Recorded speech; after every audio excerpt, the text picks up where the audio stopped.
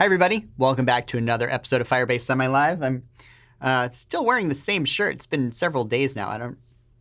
Apparently, I need to work in my wardrobe. But hey, you've been watching me add a favorites array to our Friendly Eats app. It basically is this array that we can then have a cloud function call and fetch documents up in the cloud to essentially do like a SQL-like join through a cloud function, which is neat. And basically at this point, this is a little more of watching Todd flail around with JavaScript and HTML to clean up little bits of our app and get things working the right way. So if you want to keep going along, because this is a fun learning experience, let's get into it. I think where we were last time is we had a button that you could call to add or remove a restaurant into your favorites array. So I'm going to hit add. And I can see it gets added. And if I reload this page, now you can see it's changed from add to remove. And by hitting remove, I can now remove it from my favorites array. So that's great. But asking your user, hey, after you go ahead and add a thing to your favorites, please reload the page is a terrible experience. So let's fix that next. And I suppose there's a couple of ways of doing this. One way is I suppose we could have our function, while it's making our change in Cloud Firestore, also change this local,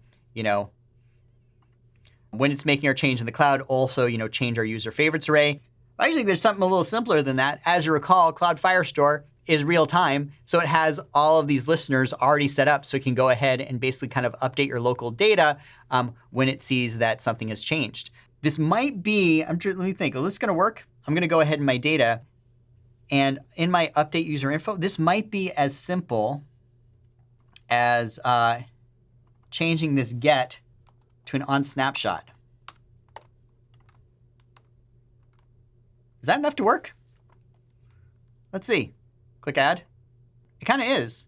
Look at that. You can see it's gone ahead and updated our favorites array. So just like that, basically, we've gone ahead and been able to actually change our data and have that reflected in our local variable immediately without having to kind of change it in two places, which is sort of a terrible thing. And you don't want to do that anyway, because you're going to run the risk of your data getting out of sync. So, wow, hey, that's awesome. Plus, now we get some of the, added benefits of running Cloud Firestore in real time, like sort of latency compensation and possibly better offline support. I bet you if I went offline, I would still be able to add this item to my arrays, and that call would then get synced up back to the database, once I establish my connection again. So neat. We now need to go ahead and change the look of this button. And let's go into our view page and do that.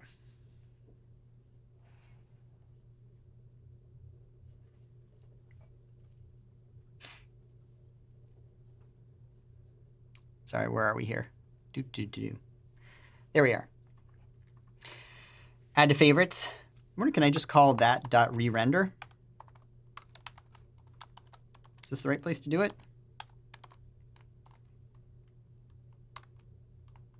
Let's try it and see. Hit remove.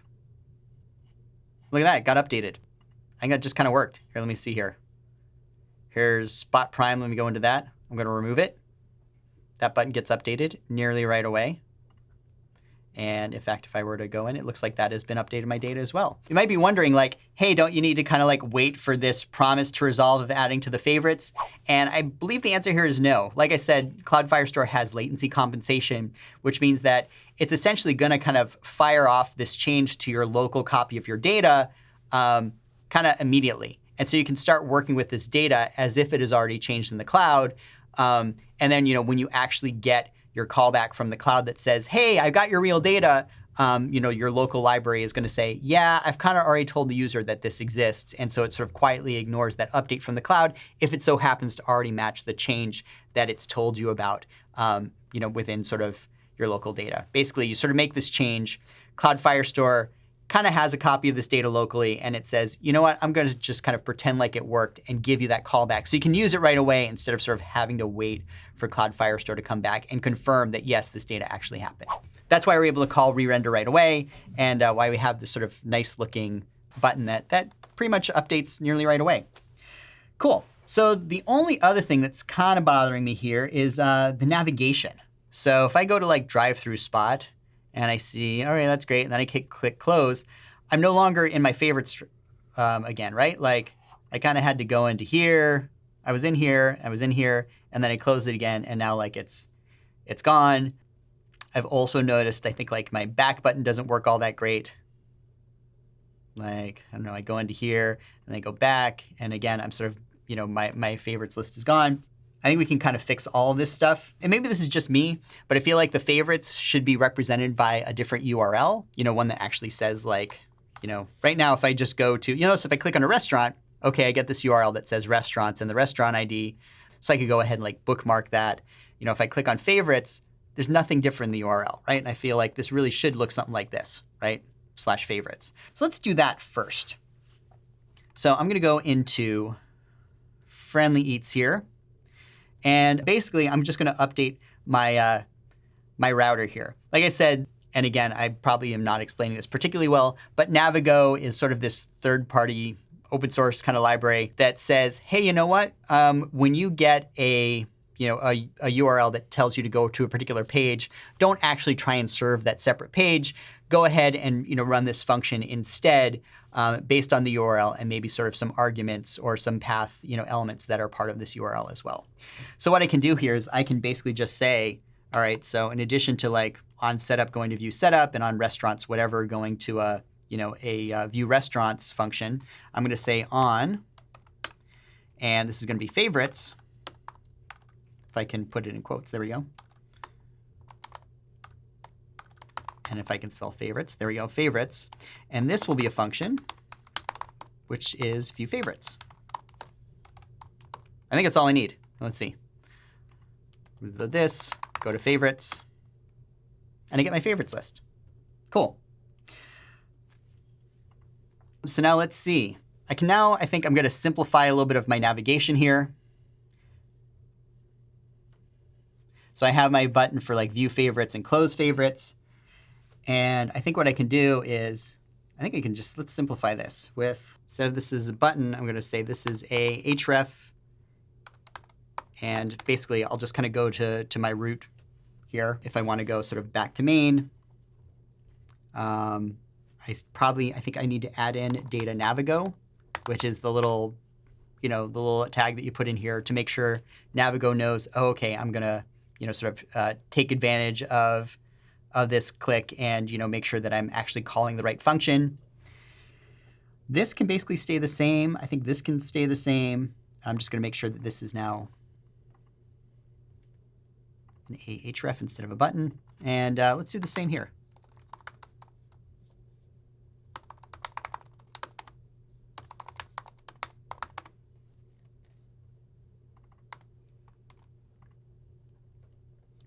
And gee, I wonder, since I was able to sort of, I probably don't even need these separate spans. It looks like I can just kind of add these in here and here. I'll do that and just kind of simplify my code a little bit.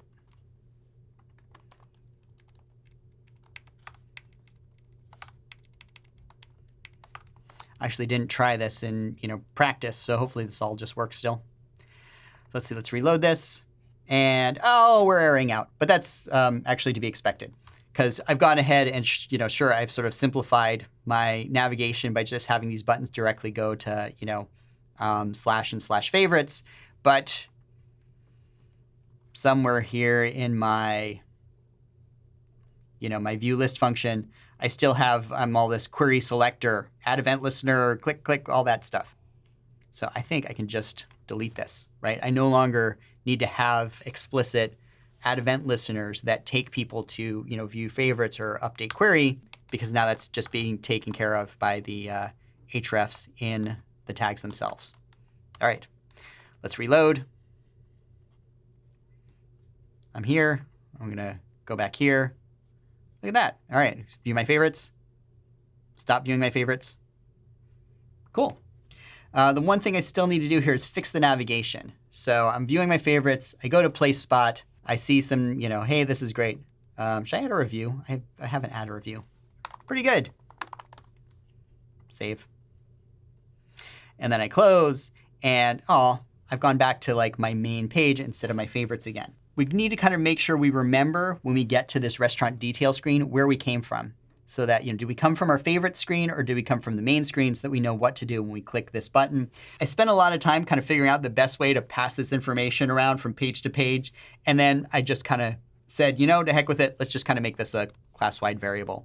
So that's what I'm going to do. If you find a smarter way of doing it, please go ahead and share it in the comments. But, this kind of worked. So here, let's add in addition to my user favorites, I'm going to create a new variable called from favorites. I'm going to spell favorites right. And we'll sort of initialize this to false. What I'm going to do here is now, when I am viewing a list, what I'm going to remember is okay, this from favorites. Oh, did I spell favorites wrong? I still spelled favorites wrong. Let's fix that. Sorry. Favoriteers. Favorites. All right. Sorry, back in my view list function, I'm going to make sure that our from favorites is equal to this local variable that we've passed in. And so this will kind of let us remember, okay, what was the screen we came from before this?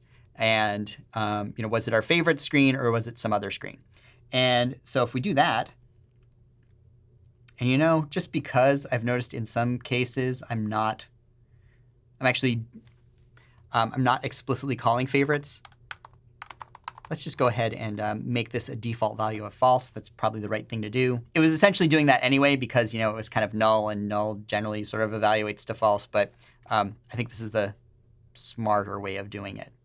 And then I think what I can do is down here in my view restaurant function, let's see. Let me add one more thing to my data. If that from favorites, then data close link. We're gonna create this new variable called close link, and here we're gonna go back to our favorites. Otherwise, and could we make this a ternary operator as well? Sure, we could. It would look like this.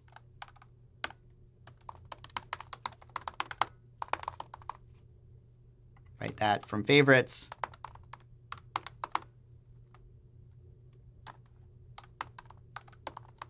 Favorites, else, blah, blah, blah. Sorry. I don't know. I tend to find the more and more I use these ternary operators, the less and less readable my code gets. And you really have to stop and think about, okay, what's actually happening here? So, for something like this, I'm just going to make it fairly clear. If we're coming from favorites, then this variable close link, which is sort of where we want that close button to go to, is going to say, okay, let's go back to /favorites. Otherwise, we'll sort of go back to the root page. Then we need to find a way of getting this into our HTML. And it turns out I've sort of dug around.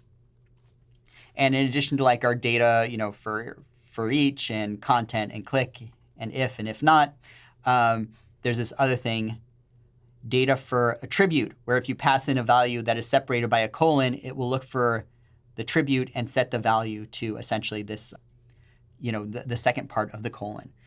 That probably doesn't make a lot of sense, so let me show you how it works, and hopefully you'll understand it. So let's find our function to close up our page. Let's see, here's a restaurant header, and there it is. So yeah, when you click close, you can see right now it's basically going to our root page. What I can do here is I'm going to add in data for attribute equals href close link. And so that basically says, hey, Firebase, when your homemade rendering engine is rendering this element, set the value of href to the value of close link in the data that's getting passed in when you're rendering this template. Over in view, I'm going ahead and saying, okay, we're going to set this close link equal to either favorites or / depending on where you came from. Let's try it now. Is everything saved? Everything looks saved. Let's reload. I'm going to click on this thing, go into our favorites. Going to click on drive-through spot. Let me close it. It remembered it came here from our favorites, and it went back to favorites. Cool. I'm going to click on place spot. I'm going to remove this from our favorites. This button still updates. When I close it, it's still going to take us back to our favorites list, which kind of makes sense. I think that's honestly the most logical explanation. Let's close that again. I'm going to go into drive-through fire. Let's add that to our favorites. Close this up. check our favorites. Hey, there it is. I can go ahead and keep like adding and removing things to our favorites as much as I want. But we basically got this working. So you know what? I think we're almost at a good stopping point, not just for like today's lesson, but for sort of the whole series and the point I was trying to get across. There's one thing I sort of wanted to get into, which is like a little bit of a digression around sort of, well, okay, what are the advantages of calling this cloud function versus just sort of querying your NoSQL database directly? And as you could kind of see, I mean, I have a pretty fast connection, and my cloud function is sort of, not in a cold start state, so everything seems pretty speedy. But one of the biggest drawbacks to calling this cloud function is sort of you are basically sort of, you don't get any of the advantages you get of making a native call with sort of your local SDK. If I go back and I say, hey, you know what? Let me filter these by, brunch places or whatever. This all happens incredibly fast, right? And that's because a couple things are going on. My library is giving me essentially some latency compensation where it has all this data, already kind of cached locally. And it's going ahead and presenting me with a chunk of my data as fast as it can from this local cache while it's still going out onto the database and getting this super fast, and getting this call, again, fairly fast, delivering all that information, updating my local data if necessary. I'm getting sort of so I'm getting that nice latency compensation. I'm getting the advantage of offline support. If I were to disconnect my Wi-Fi, I could still go ahead and not only, in fact, you know what? Let me do that now. Am I gonna break stuff? I might break stuff. Let me turn my Wi-Fi off. Right, I'm getting a whole bunch of errors. But if I go ahead and sort of like look at burger places, I'm still actually going to be able to query my local data, right? Like this all kind of still works because my database is smart enough, or my local SDK is smart enough to give me its cached local content. If while still offline, I decide I'm going to go ahead and view my favorites, I get nothing, right? This essentially times out. And my SDK is not smart enough to keep cache data here. I also lose things like getting real-time updates. I cannot have my favorites update sort of stream in changes when that happens, right? I also cannot get the advantage of like sort of the NoSQL-y world of, hey, you know what, your query is scaled to the size of your result set, not the size of your data set. All these sort of nice advantages of having both sort of the local Firestore SDK as well as sort of a NoSQL database. Let me turn my Wi-Fi back on. I don't get any of that stuff when I'm calling a cloud function. And so, we live in a world of trade-offs. There's no perfect solution for everything. And so I just want to kind of make sure that you understand that this whole calling to a cloud function, having your cloud function do a whole bunch of work in the back end to essentially perform a SQL-like join is great, and it's useful sometimes, right? But you don't get a lot of the advantages you would get of sort of having, sort of a native Cloud Firestore function. So just kind of be aware, like life is full of trade-offs in everything, but also in programming and in using cloud functions. So, keep that in mind. I'm sure, if you want to kind of just continue this discussion in the cloud and figure out when does it make sense to query my database directly, when does it make sense to have a cloud function do that work for me? There's a lot more we can talk about there. So sorry, I probably had something more eloquent in mind when I said I was going to, talk about this stuff. But there you go. There's my general ramblings. Is life is full of trade-offs. But with that, like I said, I think we're at a pretty good state with our app. There's more we could probably do if you wanted to add like an activity indicator while you're waiting for like results to fetch from the cloud. You could probably do that. If you wanted to like filter your favorites by a secondary filter, maybe you could look into doing that. I think that would probably involve some custom logic. Some things we could do. But again, I think sort of for the purpose of getting a cloud function, getting it to sort of do work on a database in a SQL-like way, and making that work almost as seamless as sort of a local native function. We've done that. And now we have a Friendly Eats app that I think is much better because now I can keep track of, all my favorite restaurants because, frankly, a lot of these restaurant names are very similar. So with that, I'm going to say we are at the end of this episode of Firebase Semi-live. Thank you so much for listening to this series. Did you like this? Hey, let us know in the comments. And I don't know, maybe I'll do another one of these. You can watch me, struggle with JavaScript some more because that hasn't been awkward at all. So thanks, everybody, and keep programming.